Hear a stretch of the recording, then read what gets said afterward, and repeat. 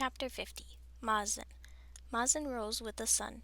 After hours of trying and failing to fall asleep in the freezing cave without any blankets, he moved to the mouth of the cave to watch the sunrise. The sky was beautiful, clear of clouds and painted in hues of blue and gold. He imagined those colors stretched across the desert sky like a tapestry, pictured his father, hands clasped behind his back, a soft smile on his face, watching the same sunrise from his palace balcony. The Sultan had always been most amiable after sunrise. Mazen liked to think it was because he had yet donned the mask he presented in court. Sometimes, when his father had been in a particularly good mood, he told Mazen stories about Emir, the first Sultan, and his brother, Ghazi, the first Cade. Mazen slumped against the cave wall. He missed that version of his father. Sabah al-Khair, he startled as Aisha stepped into the sunlight, looking amazingly well rested for someone who had been dead and resurrected the day before. "Since you are up early, do you want to go hunting with me?" Mazen cringed. Yesterday he had watched ghouls maul a hare to death. It had not been hunting so much as a distraction. He hadn't realized until later that Aisha wanted to draw him away from Kadir, whom she'd sensed coming. Maybe she had wanted to give the Jinn and the merchant time to work out whatever rift had grown between them.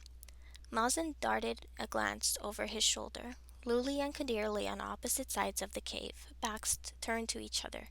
It seemed Aisha's plan had failed. "Come." Aisha grabbed his wrist and pulled him outside.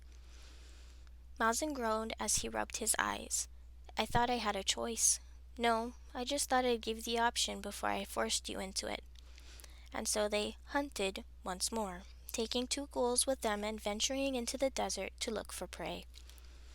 Mazen wrapped his arms around himself in a useless effort to fight the chill. It was warmer outside beneath the light of the rising sun, but only marginally so. He was envious of Aisha, who didn't seem to feel the cold at all in her tattered cloak. The 2 of them followed the ghouls until a familiar, unnatural silence fell upon the desert.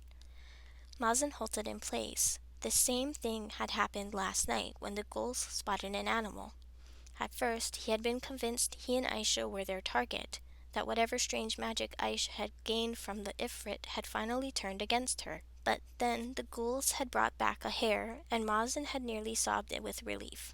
He and Aisha watched the ghouls climb a distant rock formation until they disappeared.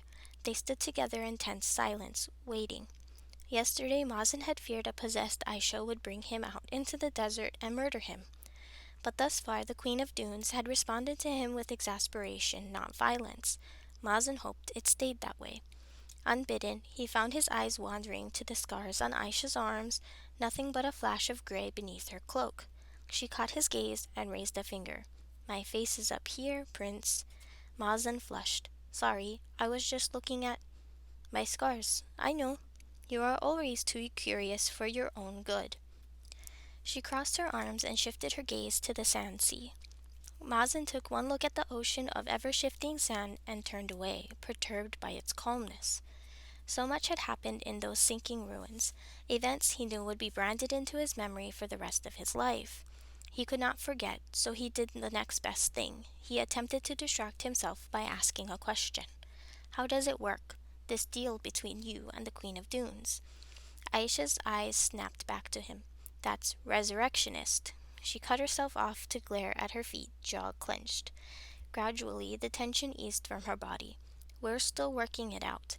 The deal was that I offer her my body in exchange for my life." "So she occasionally controls your movements?"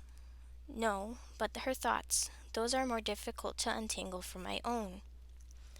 There was another beat of silence. Mazen did not bring up the sharp smiles he had seen slip onto her face, or the uncharacteristic gestures he had noticed yesterday. Instead, he said, "And what have you gained from this deal besides, your life? Other than an inner voice that never shuts up?" "The ability to command a bunch of undead brutes, apparently." Every word was sharp and bitter. Mazen wasn't sure whether to offer an apology or a consolation. He mused quietly on his response until Aisha looked up, and perhaps it was a trick of the light, but her expression seemed to soften. "I chose this fate for myself, Prince. I do not need your pity." His heart sank. Sympathy is not pity, he wanted to say. Not for the first time, he wondered at the thief's jaded infallibility. We all start as cowards, she had told him in the ruins, but it was hard to imagine she had ever been craven. The only time he had seen her falter when she had been desperate for help. It took a great deal of effort to shove aside the memory of the knife cutting through her throat and to quiet his reeling mind. Thankfully, the return of sound to the desert scattered his thoughts. He looked up as the ghouls returned, carrying another hare. His stomach grumbled dejectedly. Aisha raised a brow. What were you expecting? A jackal? A wolf? No expectations, he sighed, but I was hopeful. About an hour after they'd left, they made their way back to the cave. The sun had fully risen by the time they turned back, casting the landscape in a hazy, dusty light that blurred the distant dunes. Gentle wind brushed against their ankles, disturbing scrubby grasses and rippling the sand. It wasn't the worst weather to travel in, but Mazen found it difficult to be relieved when he was so exhausted. When they returned to the cave, they found the merchant standing outside waiting for them. Aisha chuckled, the soft, breathy sound he'd heard yesterday. Ah, the miracle of gin blood. So you can walk now? Well enough, Luli said stiffly. Mazen eyed her stance. From the way she was leaning against the wall, it was evident she was trying to keep the weight off her ankles. Mazen remembered his own injury, how even healed it had pained him for days, and he'd been able to rest. Aisha brushed past Luli with the hair slung over her shoulder. Such a prideful creature you are. I recommend staying off your feet, at least until I finish preparing the food. She disappeared into the cave. Luli remained leaning stubbornly against the cave wall. A thought occurred to Mazen as Kadir joined them outside. We have no horses. They stared at him. He cleared his throat and said, How are we going to get to Gibon without horses? Kadir was clearly unimpressed. You have 2 legs, don't you? Mazen blinked. These people are insane. We can't cover that distance on foot. As it turned out, they could, and they did. Mazen just hated every moment of it. With provisions, the 2-day journey would not have been so awful. But trudging through the desert in his own body, wearing nothing but his brother's ill-fitting clothing, was a harrowing experience. The first day, none of them spoke. Talking only made Mazen more aware of how much the cold air dried his lungs, so he walked in silence, trying all the while to ignore the exhaustion weighing down his limbs. The compass, at least, was a blessing. When it wasn't guiding them down the most painless path to Gabon, it abruptly changed direction to alert them to the presence of game and water. The former Aisha hunted with her ghouls. The water they found mostly in cacti and plants, which Luli chopped into with her knife and drained with a cloth. They had no water skins to store the liquid in, so they drank as much as they could before moving on. Even when the sun set and the moon rose, they pushed forward. Without any shelter to protect them from the frigid winds, they had to keep moving to conserve warmth. It was only in the morning when the sun rose that they drowsed. The second day, Mazen woke to find Aisha roasting lizards over the fire, while Kadir shared news that he'd found a creek nearby. After their sad meal, they followed Kadir to the water source and used it to refresh themselves and sate their thirst. Everyone was in a better mood when they returned to the journey. Aisha was even humming that awful song the resurrectionist had sung in Ahmed's Diwan. Loli turned in her saddle. That song, she snapped. What is it? Aisha paused. An old lullaby from Dahab. When I am lost in the world of the dead, it brings me back to the present. She glanced at Kadir. He knows it as well. I was not lying about the song being from Dahab, Kadir said softly. Luli looked down at the sand and said nothing.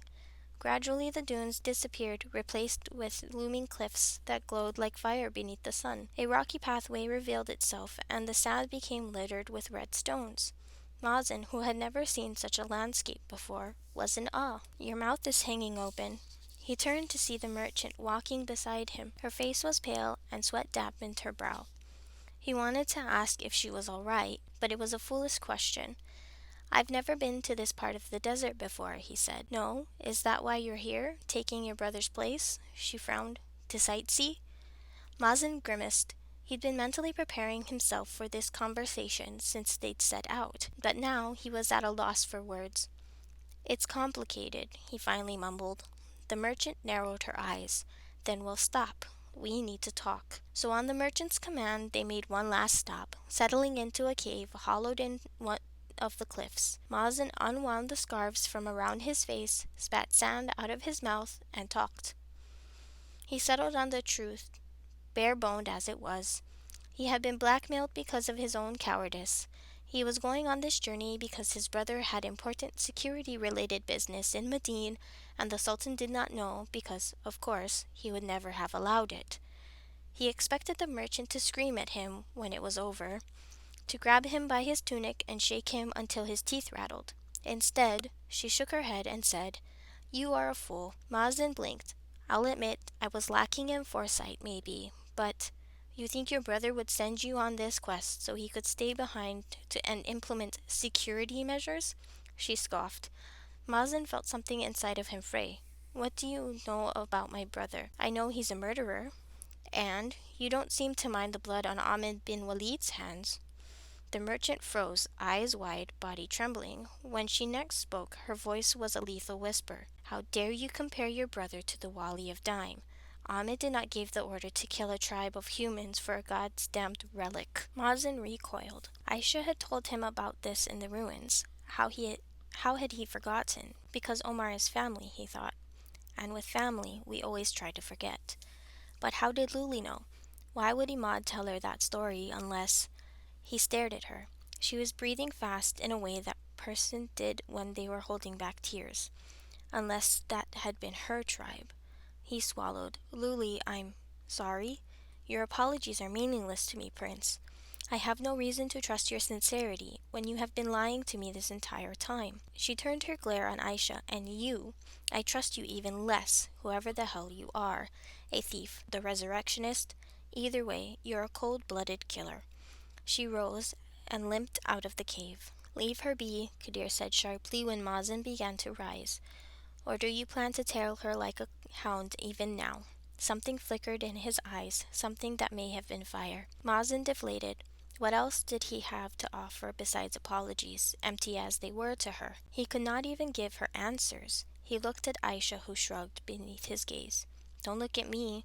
I don't know Omar's mind, but..." She raised a brow. "Your father sent us on a similarly perilous quest. Sometimes power requires sacrifice." Mazen glared at her. "It's not worth it if that power requires others to be sacrificed." Aisha's lips quirked into a sardonic smile. "You truly do not know how to think like a prince, do you?" She laughed, and her voice took on a softness he'd come to associate with the Queen of Dunes. "Our world isn't built on morals. Humans, jinn, we're all selfish creatures. Your brother sought power, and so he put others' necks on the line for it. It's the way of the world." Mazen bristled. "And possessing an innocent man and killing his friends, that's the way of the world too?" Aisha scowled. "If by innocent man and friends you mean murderers who'd slaughter jinn for no reason, then yes." She never broke eye contact as she stood. "I would even go so far as to say that killing them is justice," she said coldly, and then she walked away. Kadir tilted his head. "You are very adept at digging yourself into holes, Prince."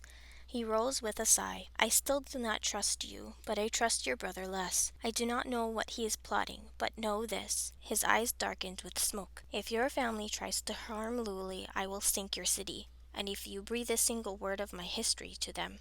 He smiled, an unfeeling smile that sent a shudder down Mazen's spine. "I will personally make you regret it."